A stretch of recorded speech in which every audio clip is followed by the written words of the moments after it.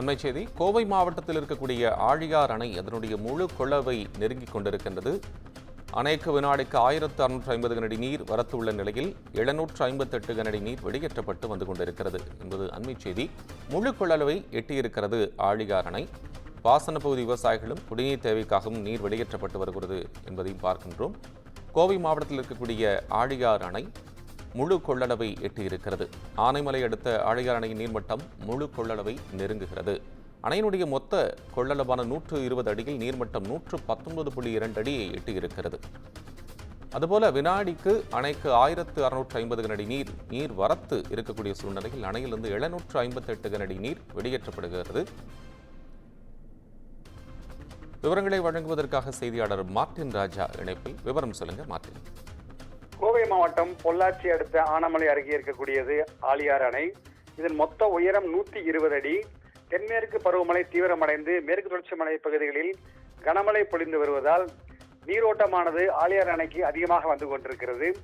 கடந்த ஒரு வார காலமாக பெய்த கனமழை காரணமாக 120 அடி உயரம் கொண்ட ஆழியார் அணையின் நீர்மட்டம் இன்று காலை 119.2 அடியாக உயர்ந்துள்ளது. அணைக்கு வரக்கூடிய நீரின் அளவு 1650 கன அடியாக உள்ளது. மேலும் அந்த பகுதியில் இருக்கக்கூடிய, அதாவது அணையின் பாதுகாப்பு கருதி அந்த ஆழியார் அணையில் இருக்கக்கூடிய 9 மதகுகள் வழியாக தண்ணீர் திறந்துவிடப்பட்டுள்ளது.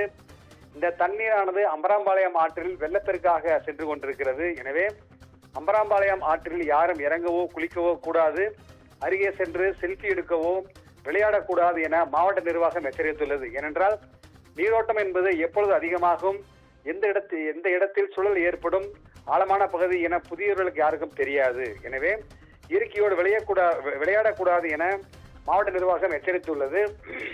இங்கே அம்பரம்பாளையம் ஆற்றில் வெள்ளப்பெருக்கு ஏற்பட்டிருக்கக்கூடிய சூழலிலே இந்த தண்ணீரானது கேரள மாநிலத்தில் சென்று அங்கிருந்து அரபிக்கடலில் கலக்கும்.